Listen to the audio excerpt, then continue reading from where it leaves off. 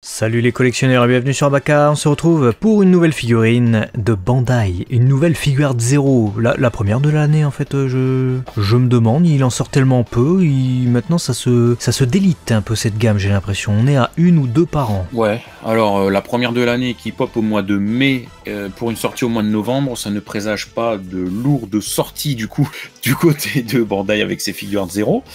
Puisqu'effectivement, il s'agit d'une figure Arts Zero Extra Battle de Gohan Super Saiyan 2 qui affronte les Cell Junior. Ça sortira du coup au mois de novembre, je viens de le dire, le prix 13 200 yens, donc on est sur du quoi, 110 balles selon le taux de change. Ça change tous les jours, mais c'est plus ou moins ça. 13 200 yens. Qu'est-ce que t'en penses? 13 200 yens, moi je dirais 90 €.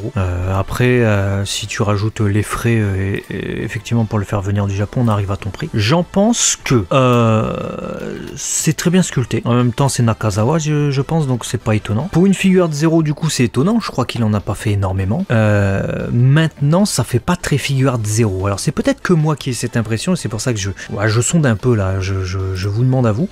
Mais je trouve ça beau, mais je trouve pas que ce soit une figure de zéro. J'ai l'impression qu'on nous a fait une capsule, une Dracap, comme à l'époque, mais upgrade. Vraiment, ils ont augmenté la taille. On a cet aspect diorama, on a cet aspect un peu décor, on a cette fumée au sol, on a ces personnages, plusieurs personnages sur une même scène, ce qu'on a relativement peu en plus dans les figures de zéro, même les extra battle comme ça. Je me sens sur une capsule, je me sens pas du tout sur une figure de zéro, donc j'ai l'impression qu'ils partent dans tous les sens, les figures de zéro de Bandai. Alors c'est pas pour autant que je l'aime pas, je l'aime bien, je l'achèterai sûrement, mais ouais, j'ai l'impression qu'en plus de rarifier leur sortie, cette gamme part un peu dans tous les sens. Alors certains me diront ouais mais non regarde ils font les scènes cultes maintenant, on l'a vu avec Trunks qui découpe Mecha Frieza et tout, je serais assez d'accord par rapport à ça, mais j'ai pas l'impression que ce soit la même taille, j'ai pas l'impression que ce soit, bon déjà c'est pas le même sculpteur mais en plus de ça, j'ai pas l'impression que ce soit le même genre de propal, voilà mon avis.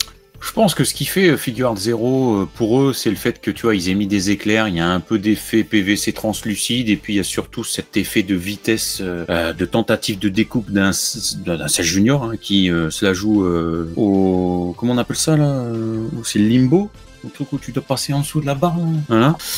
Donc ils se disent ouais il y a des effets, c'est figure de zéro. Ouais mais on tire une capsule monsieur. Bah non, j'ai mis des effets. Donc c'est figure de zéro. Regarde, j'ai toujours mis des effets, donc je fais des figures de zéro. Ouais, donc, mais sinon je te rejoins, c'est vrai que ça fait très capsule Néo ou peu importe de ce qu'on a eu à l'époque. Maintenant, je suis comme toi, je l'aime bien moi cette proposition. Le Gohan Super Saiyan 2 est plutôt bien réalisé. Le visage, il y a du sang. Mais messieurs dames, il y a du sang sur le front, sur la joue. Déjà, il n'est pas aseptisé ce Gohan, donc ça c'est bien. Après. Je vais pas te mentir, quitte à aller jusqu'au bout de faire la dépiction d'un Gohan Super Saiyan 2 comme ça, sanglant, violent, parce que je pense que là il a le regard des Saiyans qui pardonnent pas, j'aurais peut-être préféré une tête de Saibaman ou un corps qui explose, tu vois, vraiment pour aller jusqu'au bout du truc pas gore, mais en mode, il a fait ça Gohan, j'y peux rien, moi, il les a tous maltraités surtout en peu de temps. Que cette scène, elle reprend justement une case du manga où il explose la tête d'un Cell Junior, où on a le cerveau qui saute et tout. Alors bon, on va nous dire, oui mais c'est l'adaptation de l'animé. C'est vrai, c'est l'adaptation de l'animé, et dans l'animé c'est déjà auto-censuré, on n'a pas les cerveaux qui explosent comme dans le manga et les têtes qui s'arrachent de la même manière en tout cas que dans le manga.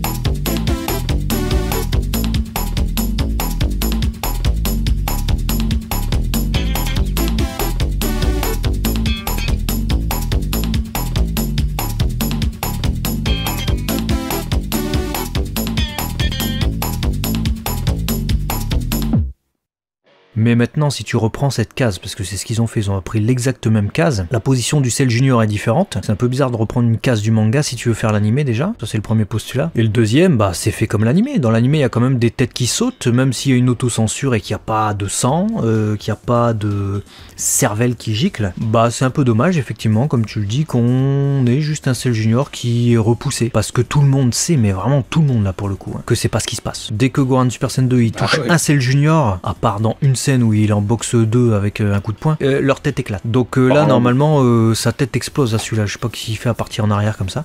Donc ça, c'est un peu dommage. Ouais, c'est le bémol de la figurine en tant que telle, hein, clairement. À part ça, bon, bah, de manière générale, l'exécution est bonne, le sculpte est plutôt bon.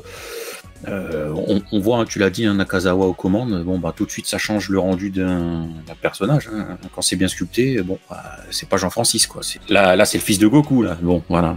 Ok, bah je pense que vous avez nos avis sur cette figurine, plutôt très belle. L'effet de profondeur est bien aussi, hein.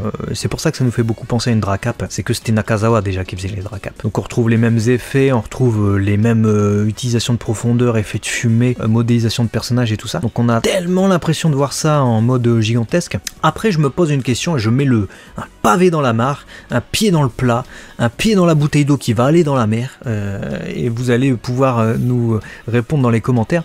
Est-ce que vous ne pensez pas, et alors c'est une question sur laquelle j'ai un doute, hein, c'est bien pour ça que je vous la pose, que peut-être Bandai tente de concurrencer l'actuelle gamme de Banpresto, qui est pourtant une filière de Bandai, hein, mais c'est Banpresto, voilà. Il y a Bandai, il y a Banpresto, qui fait actuellement des History Box, qui sont des figurines prize, qui font des scénettes un peu à la façon justement des Dracap à l'époque, mais de manière différente. Je me demande s'ils sont pas en train de tenter de concurrencer, mais en mode, tu sais, un peu premium. Parce que de toute façon, déjà, c'est vendu sur le site de Bandai Premium, beaucoup plus cher, hein, largement plus cher, mais avec une meilleure qualité de finition, bien sûr. Mais retrouver cet aspect qui plaisait tant des Dracap, tu vois. Alors par contre, s'ils s'engagent là-dessus, ils sont un peu mal embarqués, surtout avec ce rythme de sortie. Ah écoute, c'est pas impossible, hein. C'est vrai qu'on a toujours tendance à voir un peu que les uns s'inspirent des autres. On l'a vu, les Kuji, les Elize, et même perso plus ou moins, là maintenant les mêmes typologies de dépiction avec les History Box, là les figures de zéro qui partent sur d'extra battle mais très scène culte. C'est pas impossible, c'est vraiment pas impossible, parce que le hasard commence à faire beaucoup, tu vois, où tu commences à dire ah mais ça me fait penser à ça, et comme par hasard au même timing, au même moment, au même année. Bon, s'il y avait plusieurs années qui s'écoulent, je dis pas, mais bon, c'est possible, on verra sur les prochaines propositions, hein, si en 2025, je dis 2025 parce que là c'est pour novembre, on a d'autres figurines de zéro et qu'on voit qu'on surfe vraiment sur des moments cultes à la History Box, là je pense que on pourra donner raison à ta théorie entre guillemets, quoi.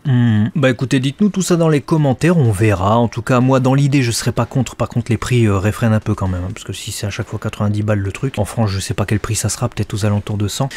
Bon, hein, faudra mettre de l'argent de côté.